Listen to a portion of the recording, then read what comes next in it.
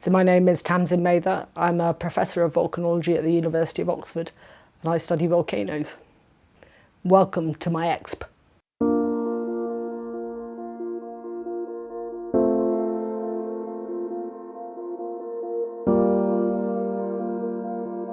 I was 10 years old when I first went to Pompeii, and it made an enormous impression. So we looked around the archaeological site and it was incredible, and then we went and looked at the plaster of Paris casts.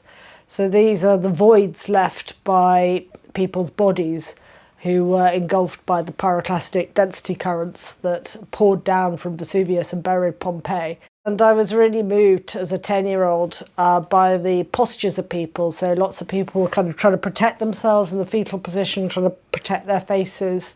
And I think it really brought home to me how terrifying it was and what a gruesome end it really had been. We have good accounts of the terror that followed the Krakatoa eruption. So this was an enormous explosive eruption. It interacted with seawater as well, which I think made it even more explosive and actually even more noisy. So it's supposed to be the loudest bang ever heard by humans. It was heard as far away as Singapore and Australia, I think, as well. What would have been particularly terrifying were the pyroclastic flows. These flowed out from the volcanoes. So a pyroclastic flow is a mixture of hot rock and hot gas. And rather than going straight up into the sky, it collapses down the sides of the volcano and runs along the land. And in the case of Krakatoa, actually, it ran over the straits, the seaway around the island of Krakatoa and impacted the local islands, engulfing and destroying many of the settlements. There were tsunamis associated with the activity, possibly triggered by the pyroclastic flows flowing into the sea, but also the sinking of the volcanic island and the sinking of the caldera, the big pit crater. So again, you have these hot rocks, these pyroclastic flows that impacted many people and killed many people, but then also these walls of water that followed up after them and engulfed many coastal communities.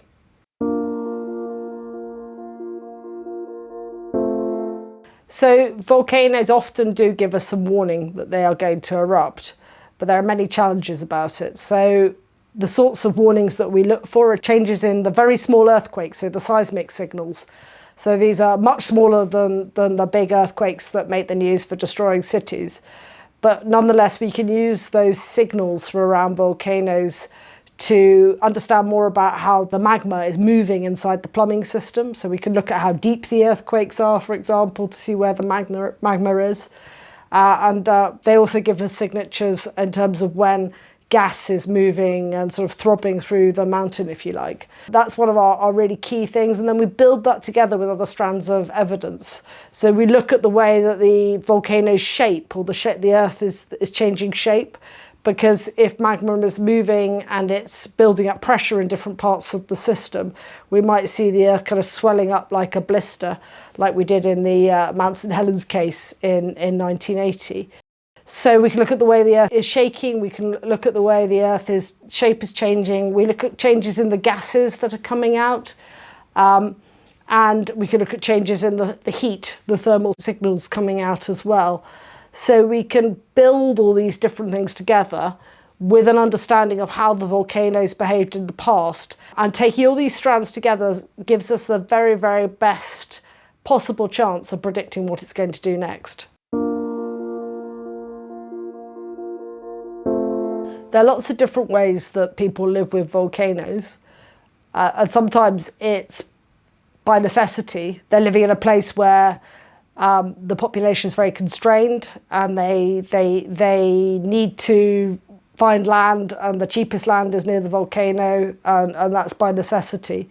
So it's not always necessarily a matter of choice, but there are also times when people choose to live near volcanoes for very good reasons.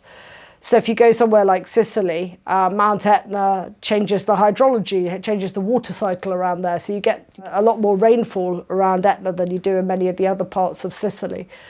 And the scattering of ash that occurs relatively regularly on Etna is a great source of nutrients to the soil as it breaks down and releases different things that are within the ash. So actually there are advantages of being there in terms of agriculture. There might also be advantages to being there in terms of tourism. So volcanoes are often very beautiful places, they're beautiful mountains, and there's exciting volcanic experiences that you can have associated with them. So people often accept that they're going to live near this volcano, and the volcano gives them a lot in terms of the different resources that they need. But they realise it's also going to lash out from time to time. So on Etna, there is an acceptance that, if not gladly, the volcano will continue to erupt, and it will erupt from time to time. Fortunately, normally it erupts on its upper flanks, but from time to time the lava flows do threaten the local villages, and then they have to be pragmatic. Living with the volcano is very much part of their lives.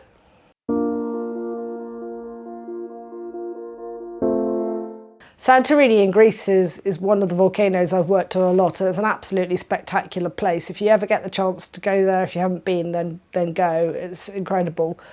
You've got these amazing cliffs, and they're stunning to the untrained eye. They look stripy, they've got all sorts of different colours in them. And actually what that is as a volcanologist, that is the volcano's history laid bare. It's absolutely beautiful, and it's a fantastic place to study volcanology, to learn volcanology and study the volcano. And what you have at Santorini is a volcanic system. So it's a series of islands. It's actually 5 different islands. You've got Thera, which is the biggest island, which is like a crescent moon, and then Theracia and Asparisi, which make up a sort of fragment ring around the edge. And then in the middle you've got these 2 new volcanoes, these 2 new volcanic islands called Paleo and Nea Kameni, which means burnt in Greek.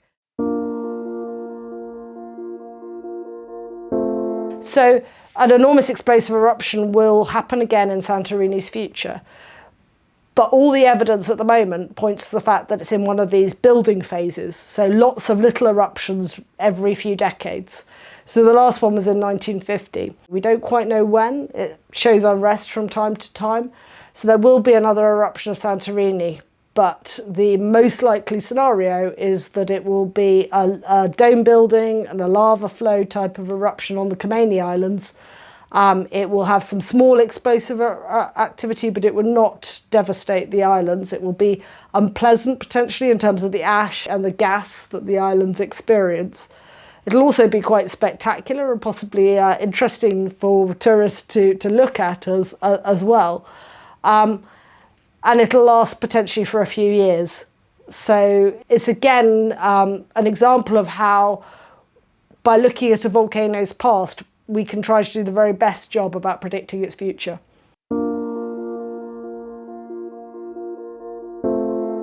I think the messages that volcanoes send us are manifold, actually. So I think one of them is really about the immense power that our planet has. And I suppose in that there's a message of our own insignificance. There's a message in terms of the way that they're part of the global balances that we have in terms of inputs and outputs to things like the atmosphere. And a sense I can take in a very positive way to feel that whatever we're doing to the planet will eventually sort itself out. We probably won't be a part of that if we don't watch ourselves, but the planet itself will sort ourselves out, and a future civilization will potentially come to take our place. But I think also there is a sense of looking to them and their power and recognising our own power as well. And with that power comes a great sense of responsibility.